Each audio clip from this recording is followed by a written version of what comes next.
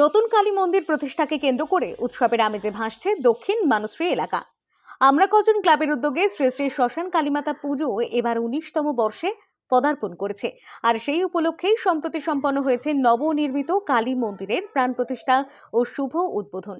গত 15 ফেব্রুয়ারি বৈদিক মন্ত্রোচ্চারণ ও পূজার্চনার মধ্য দিয়ে মন্দিরের প্রাণ প্রতিষ্ঠা করা হয়। উদ্বোধন করেন বিধায়ক সমীর কুমার পাঁজা।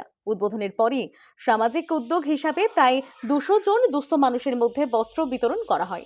অনুষ্ঠানে উপস্থিত ছিলেন বিধায়ক সমীর কুমার পাঁজা, হাওড়া জেলার শিক্ষা কর্মাধ্যক্ষ সুলেখা পাঁজা, বিডিও সাহেব, উদয়নারায়ণপুর পঞ্চায়েত সমিতির সভাপতি কল্যাণ গায়েন, সহ সভাপতি লক্ষ্মীকান্ত দাস, সোনাতলা ও বিধিচন্দ্রপুর এলাকার জনপ্রতিনিধিরা সহ বহু বিশিষ্ট ব্যক্তি ও সাধারণ মানুষ। নতুন মন্দির প্রতিষ্ঠাকে এলাকাবাসী দীর্ঘদিনের স্বপ্ন পূরণ বলেই মনে করছেন।